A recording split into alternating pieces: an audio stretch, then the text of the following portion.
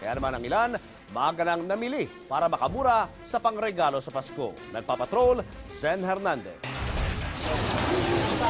Matapos bumisita sa mga sementeryo noong Todos los Santos, nagsimula ng dagsain ng mga tao ang mga mall at yangge para sa maagang Christmas shopping. Sweldo kasi noong Biyernes, may mga nakatanggap na rin ng Christmas bonus. Kasi tapos na yung undas, kumbaga tuloy pasyal, tapos titingin ng mga murang bilihin para sa Pasko. Punteriya ng maraming mamimili, mga bagsak presyong damit. Gaya ni Aling Avis na lumuwas pa galing Batangas kasama ang buong pamilya. Sa 100 pesos may t-shirt ka na. 300 pesos rin lang ang maong na pantalon at 150 pesos ang magandang klase ng shorts.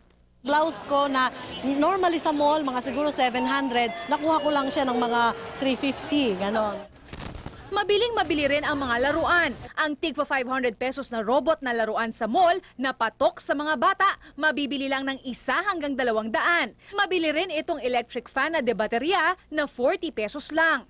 Mabili na rin ngayon ang Christmas decors. Ang 6 na pirasong Christmas balls, mabibili ng 65 pesos. Habang ang mga ponsetya, 21 pesos ang isa o 250 pesos kada dosena. Compare mo sa sa mall 49. Ang isang presyo dito 21 lang.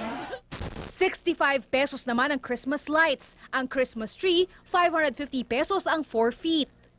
Ayon sa mga tindera dito, pagpasok talaga ng Nobyembre ay nagsisimula ng dumagsa ang mga taong namimili ng mga pamasko. Araw-araw, ubos ang kanilang stock at bago pumasok ang Disyembre, nagsisimula na ring tumaas ang mga presyo.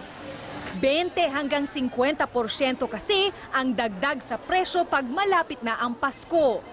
Yung 100 namin magiging 150 kasi wala kami makuha na stock.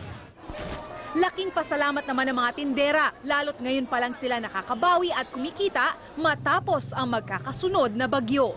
Zen Hernandez, Patrol ng Pilipino.